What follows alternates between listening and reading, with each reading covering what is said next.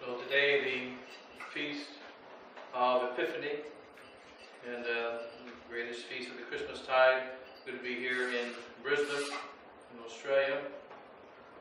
And the epistle for this January 6th, this feast of Epiphany 2017, is taken from the book of Isaiah, chapter 9. Arise, be enlightened, O Jerusalem, for thy light is come, and the glory of the Lord is risen upon thee. For behold, darkness shall cover the earth, and a mist the people.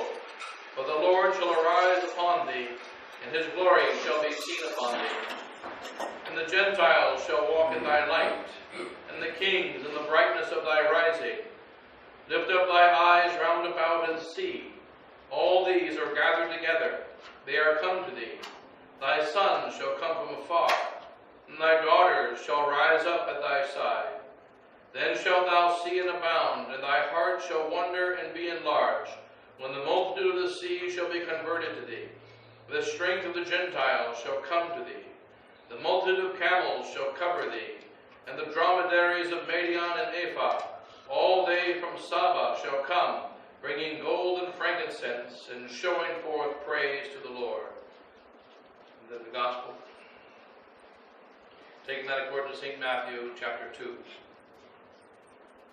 When Jesus was born in Bethlehem of Judah, in the days of King Herod, behold, there came wise men from the east to Jerusalem, saying, Where is he that is born King of the Jews?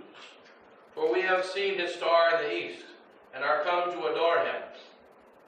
And King Herod, hearing this, was troubled, and all Jerusalem with him. And assembling together all the chief priests and the scribes of the people, he inquired of them where Christ should be born. And they said to him, In Bethlehem of Judah. For so it is written by the prophet, And thou, Bethlehem, the land of Judah, art not the least among the princes of Judah. For out of thee shall come forth the captain that shall rule my people Israel. Then Herod, privately calling the wise men, learned diligently of them the time of the star which appeared to them, and sending them into Bethlehem, said, Go and diligently inquire after the child, and when you have found him, bring me word again, that I also may come and adore him. Who, having heard the king, went their way. And behold, the star which they had seen in the east went before them, until it came and stood over where the child was. And seeing the star, they rejoiced with exceeding great joy. And entering into the house, they found the child with Mary and his mother, and falling down they adored him. And opening their treasures, they offered him gifts, gold, frankincense, and myrrh. And having received an answer in sleep, that they should not return to Herod, they went back another way into their own country. Those were the words of today's word.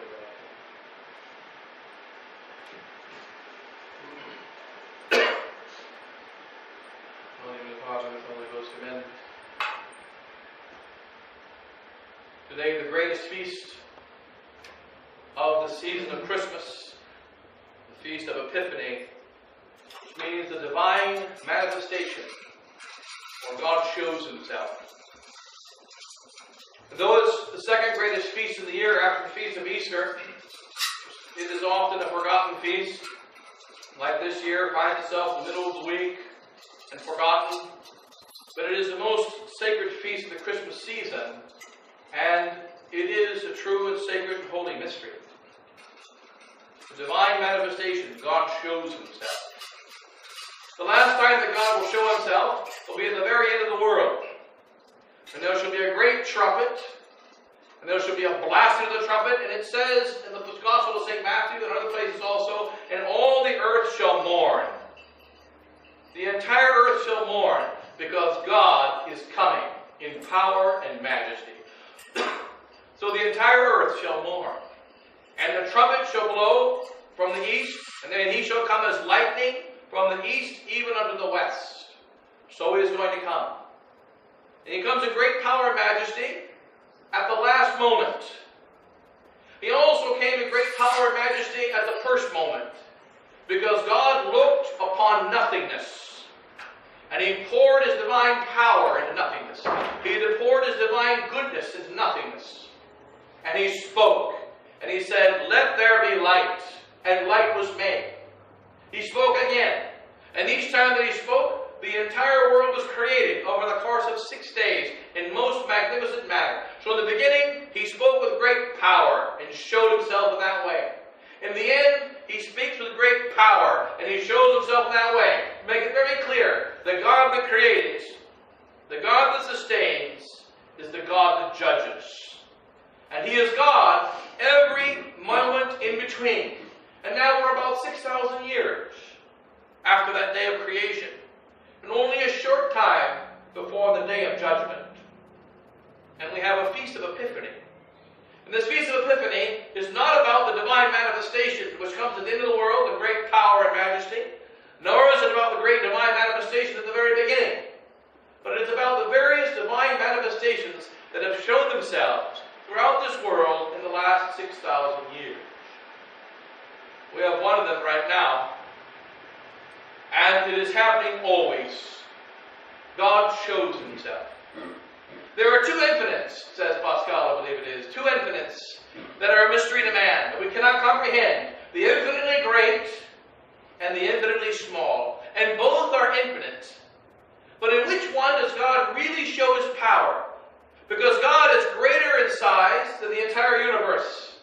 He is much larger than the universe. The infinitely great is close to God. The infinitely small is far from Him. And wherever we show our power, when our power reaches to the farthest limits, that shows the extent of our power. And therefore God's power is shown greater by the infinitely small than it is shown by the infinitely great.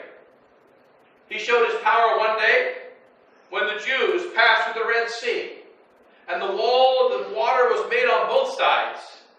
And He passed with great power and majesty 600,000 men, and another 1.5 million women and children. About 2 million walked through that sea. And when they passed through the other side, completely in dry land, Pharaoh tried it with his cohort and with his army. And it was wiped out by the power of the sea. And this is a very small thing in the power of God. And St. Augustine says it this way. He says, what is the greater miracle? And he gives the example of the sea. What is the greater miracle? The miracle by which God stopped the sea. And the men on the ship said, behold, the wind and the sea obey Him.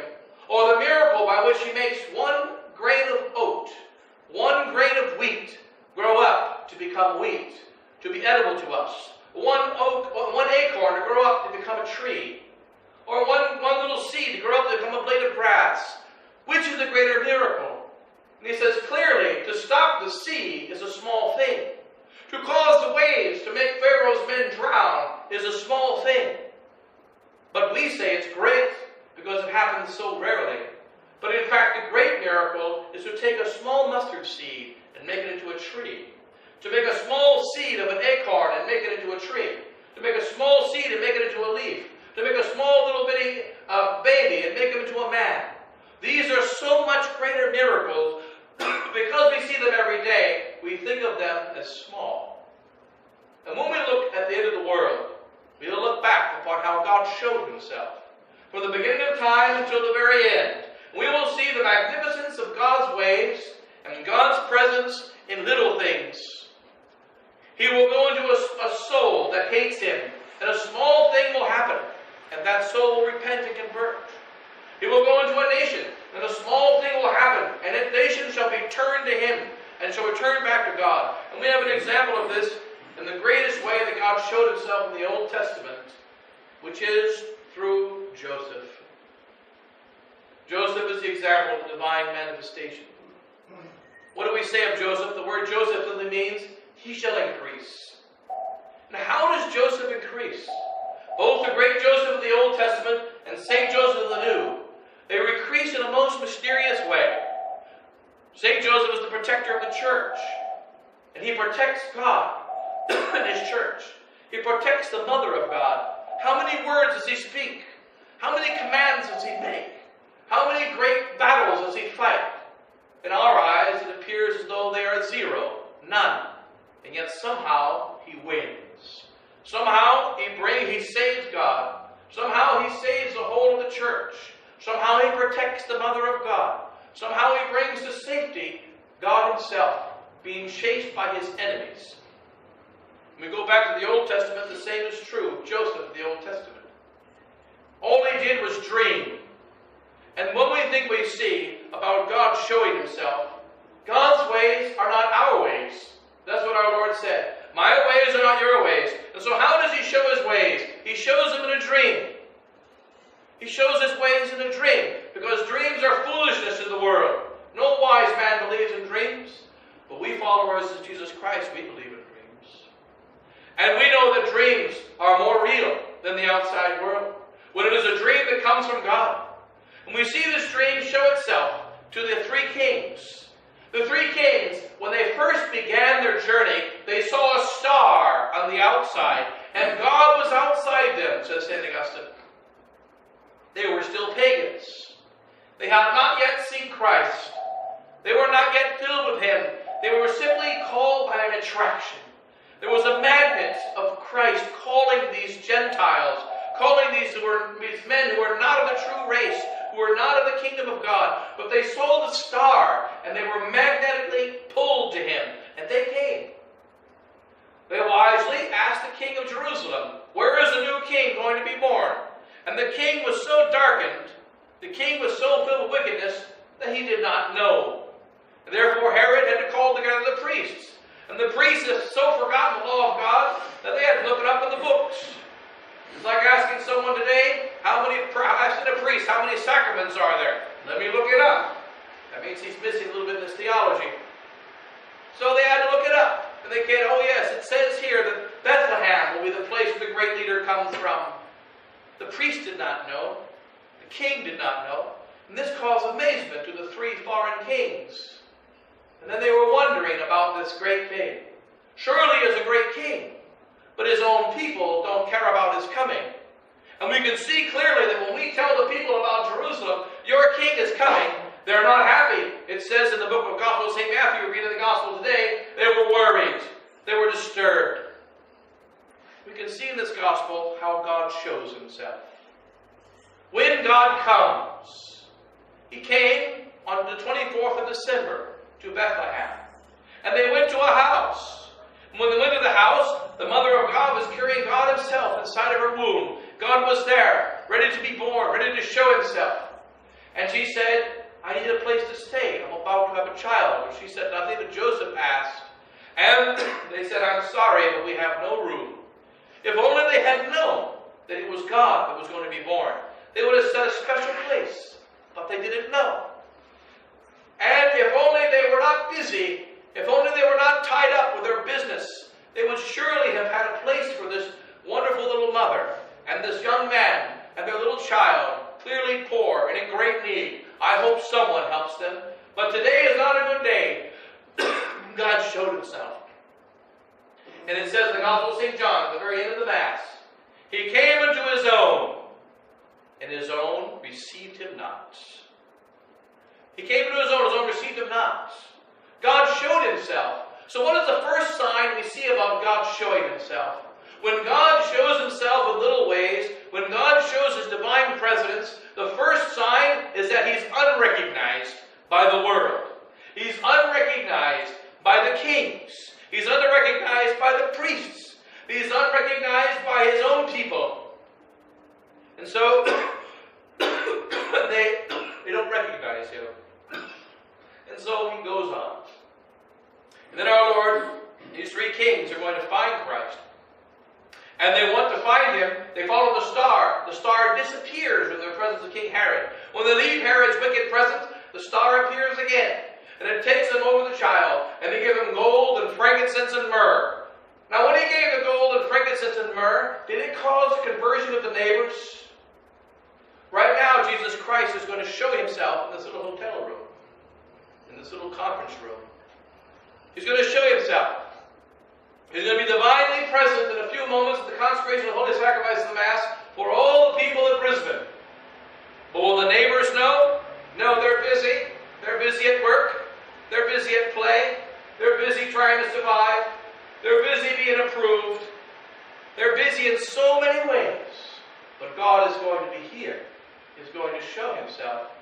And this is the way he prefers to show himself. Because it is how he showed himself in the beginning. And he will not change. My thoughts are not your thoughts. Our thoughts change all the time. His thoughts do not change. My ways are not your ways.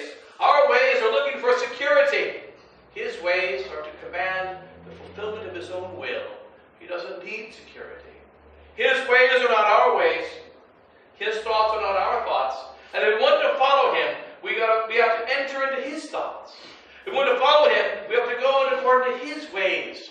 And therefore, we should not be surprised that at the beginning of 2017, the vast majority of souls in the world are not interested in the divine manifestation. They're not interested in God showing himself. In fact, many are here to stop him. They're here to block him. They don't want God to come. And there was a great unrest. So we notice the first thing, when God comes, he's not recognized. Secondly, when he comes, there is a great unrest.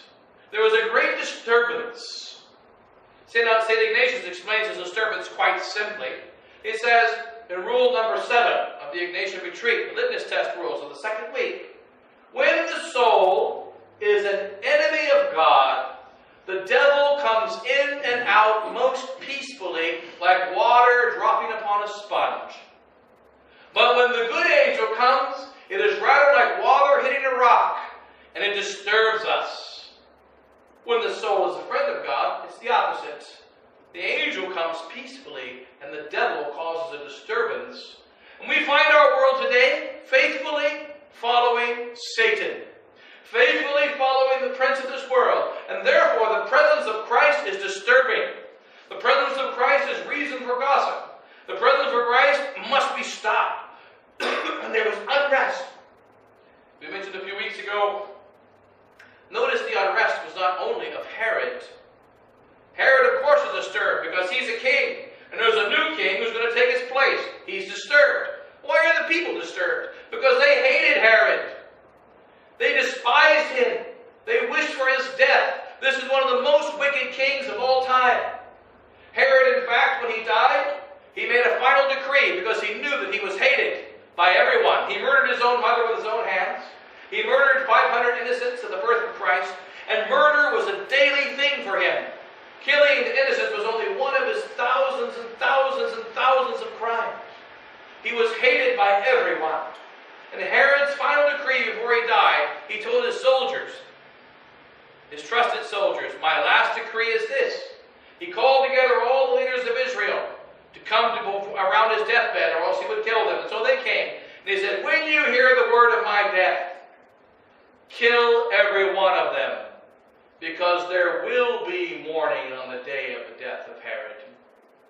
No one will mourn my death, but they will mourn their own.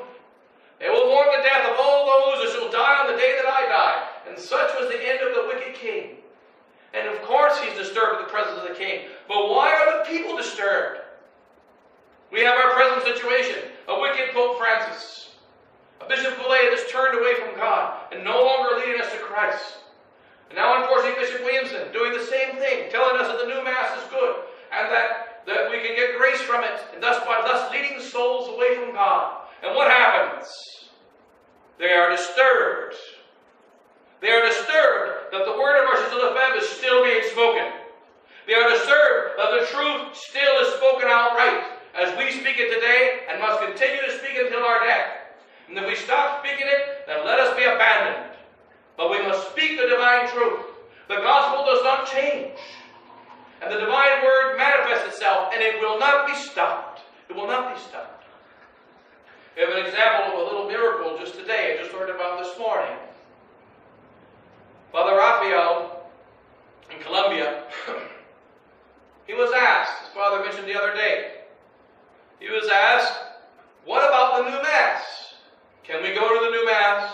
And he didn't want to be involved in a conflict because he knew that Father Pfeiffer and Father Hugo, Father Jackman and Father Cardozo, and Father Ruiz, other priests spoke out publicly, and they were all punished, and they were all ostracized within our little resistance. All of us thrown aside. didn't want that to happen to himself. So he said, I don't want to be involved in politics. And they said, well, you must ask. We want to ask, should we go to the new Mass or not? So he wrote one little article, one small article, published in the Catholic Candle of the United States. He's in Colombia. He wrote one little article, and the article said, don't go to the new Mass. It's not good for your soul. Someone gave the article to Bishop Thomas Aquinas and said, see, this is what Father Raphael said. And therefore he sent word over to Colombia. This man should not be allowed to stay in the monastery, because the monastery where Father Raphael was, the monastery was not owned by him, but owned by the faithful. And so, through the machinations of Bishop Williamson in the background, Bishop Thomas Aquinas, the new bishop, they threw him out. So you are thrown out. And so he was thrown into the streets. He found a place in Ecuador to go. So he went from Colombia to Ecuador with his two monks. I spoke with one of them this morning. He used to be one of our former seminarians. He went there to Ecuador. And what happened?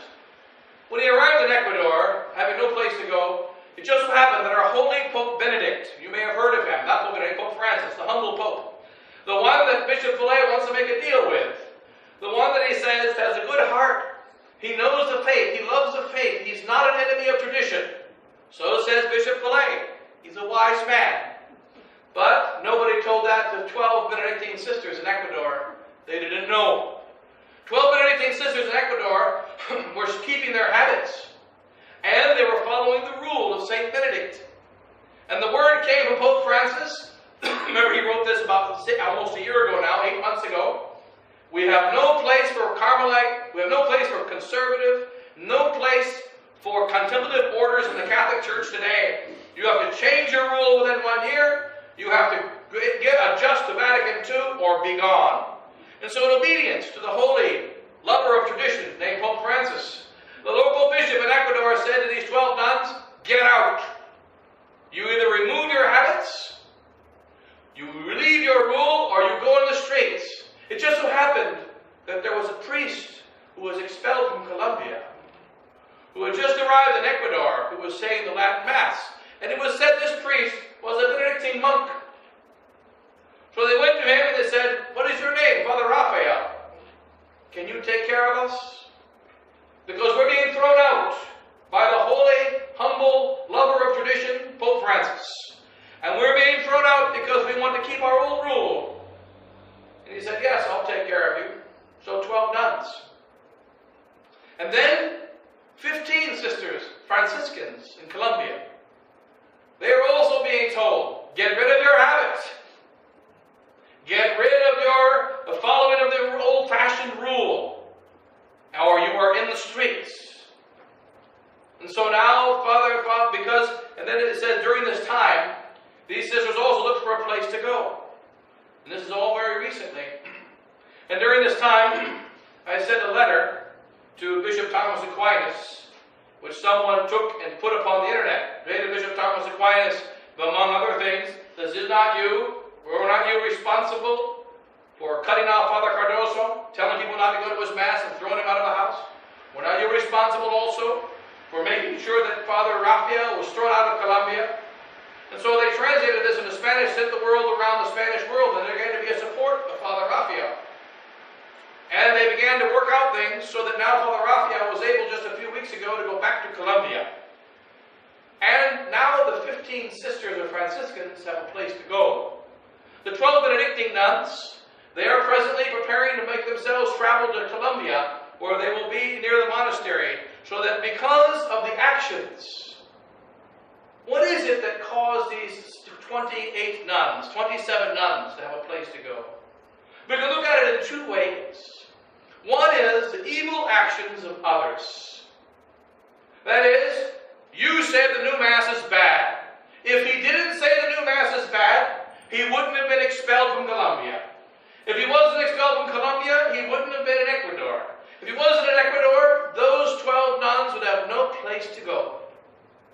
If it wasn't cleaned up again and made clear that there's some confusion, let's stand for the truth, he wouldn't have been able to go back to Colombia.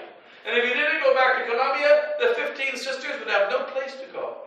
So why does God allow wicked things to happen? St. Augustine tells us the reason why. St. Thomas Aquinas tells us the reason why. The only reason why God allows evil things to happen is for the chiseling of the good. And in fact, God shows himself through the evil actions of others. The evil cannot stop the good. Satan wanted to end the reign of Christ. What was his method? To crucify him. And Christ allowed himself to be crucified. What was the result? The conquering of the kingdom of Satan. Have God's ways changed? They have not changed.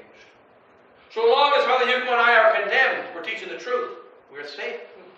We're perfectly safe. We cannot be harmed.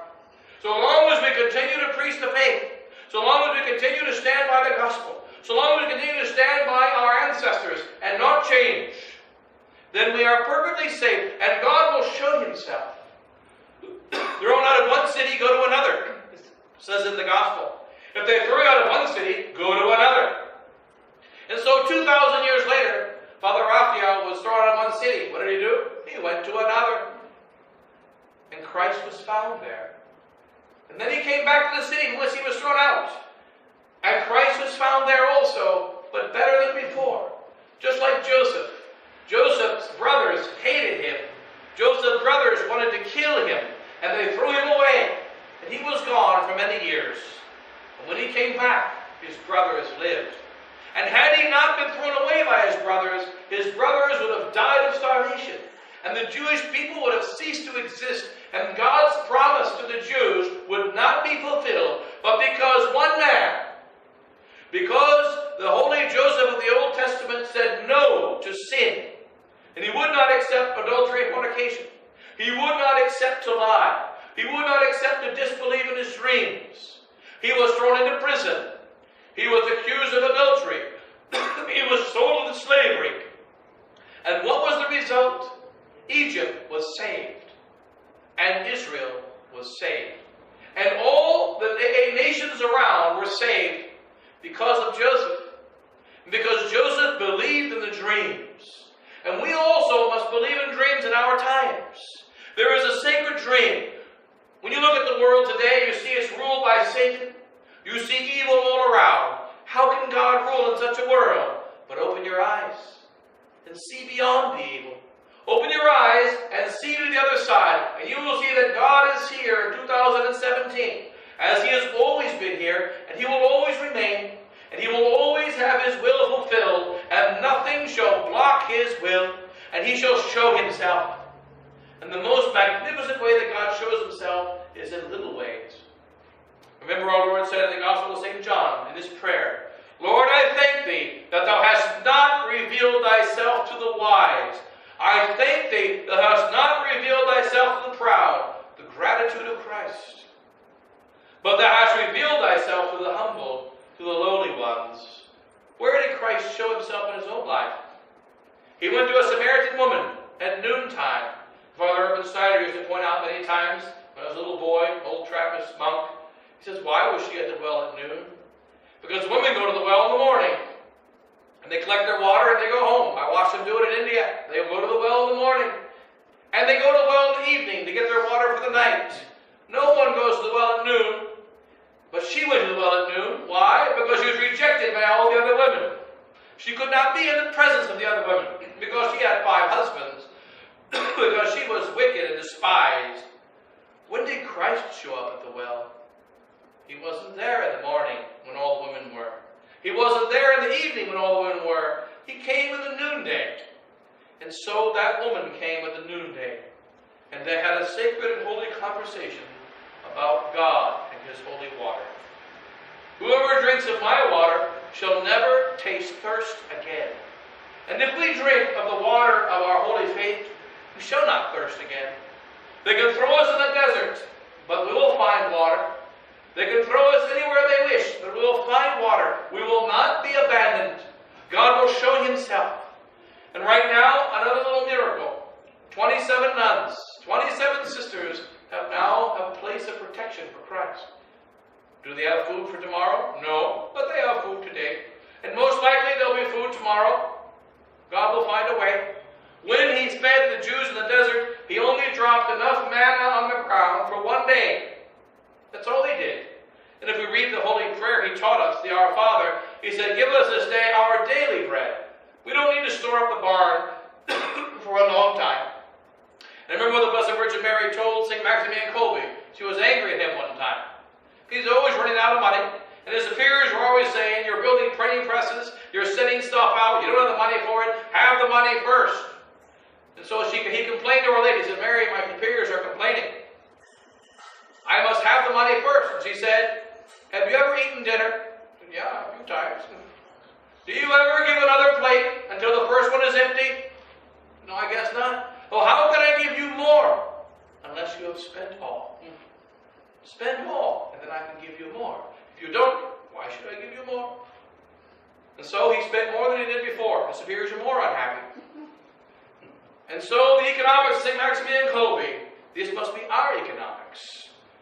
There are many economic plans, many economic policies, but the one of heaven doesn't match the manner of earth. Spend all, and God will give more. This is one reason why, for instance, he loves the poor. Because the poor recognize if you got $10, buy a candy bar, and let it all be gone. And tomorrow, I'll probably get another $10, buy another candy bar. And they know somehow God will provide. But the wise men know economics. The wise men know the ways of the world. The wise men know the wisdom of the world. And this wisdom has no place in following Christ. Because God shows himself in the most magnificent ways. He shows himself in the small. He shows himself in the details. Where does he want us to be? So many times it has happened. And it says in the Gospel, wherever I am, there my minister will be. It doesn't say where my minister is, there I will be. Many times the minister of God goes to a place, but he's not there. God is not there. Other times the minister of God goes to a place and he's there. Why? Because where God is, his minister will be. And so we have an example again here in Australia. Right next to the seminary. Right next to the seminary in Goulburn. One of the priests of the seminary told the old man there, because you were the resistance, you cannot be buried, said the rector, on the seminary property. He had bought his funeral plot there. You cannot be buried here. No resistance priest would be allowed here. So they threw them off the burial place. They had to find another place to be buried. And if you are dying, said another priest, I will not come to anoint you. 5-minute drive in heavy traffic. There's no heavy traffic over there. Heavy traffic to the house. And so what happens? God arranges somehow that a priest from the other side of the world brings holy anointing. A priest from the other side of the world brings holy communion. And he will not be denied a Catholic burial. God will provide. Even if they come from the other ends of the earth. If we love God, if we serve God, if we believe in God, he will show himself in the most magnificent and little ways. It's nothing for God to send a tsunami to wipe out all the sinners on earth. It's nothing to send a great earthquake, to send a war. This is nothing for him. But to transform the heart of a wicked man, to convert a sinner, to make a soul turn from the love of the world to the love of him, this takes an infinite power. And it goes on inside of our hearts. And God shows himself. And he will show himself. And wherever he is, there his mother is. Wherever he is, there his holy church is. And we'll never find them separated. And also in the background, remember our protector is always the holy Joseph. He's here right now, St. Joseph. He's not saying a word. He's busy dreaming, taking a nap right now. But somehow from his dreams, somehow from his nap, there shall come a greater power that can come from all the nuclear bombs our enemies have, and all their cyber controls, and all the things that Mr. Snowden warned about, all of their ways of sneaking about us and observing us and to tracking us. It only takes Joseph one nap, one dream, one word in sleep, and we shall be saved. And those 3 kings, this is when Christ entered them. He entered them in sleep. They saw Christ, they gave him gold, they gave him frankincense, they gave him myrrh. And then in sleep, God appeared to them and said, go back.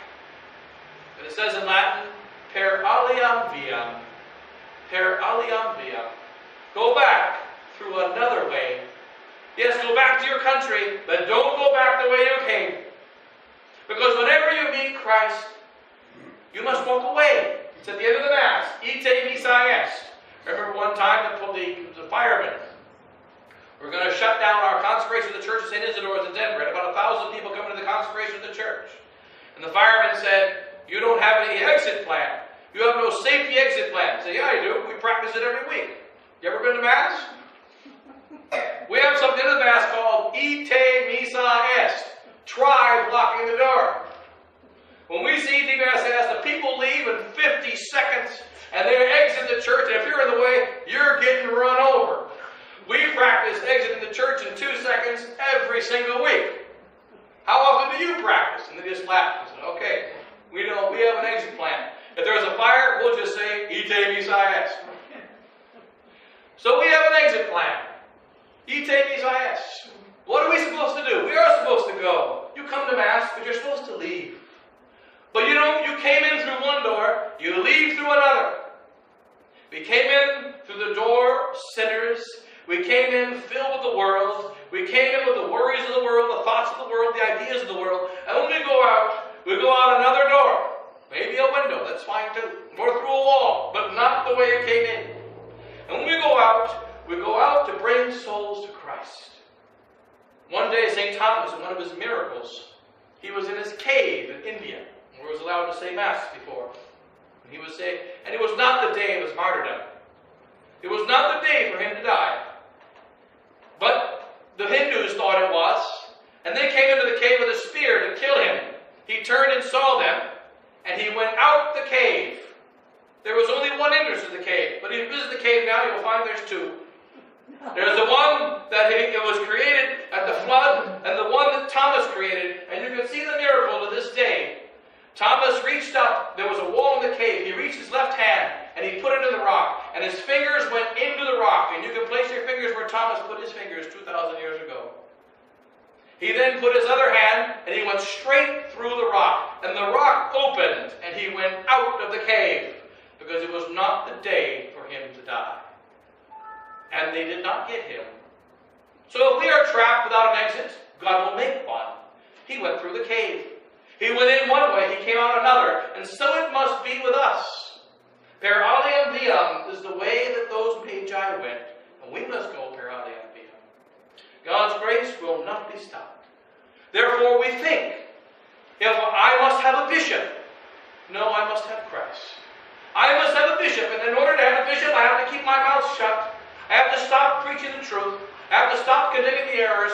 But remember, as long as I do that, everything will be okay. Why can't you fix your situation with a bishop?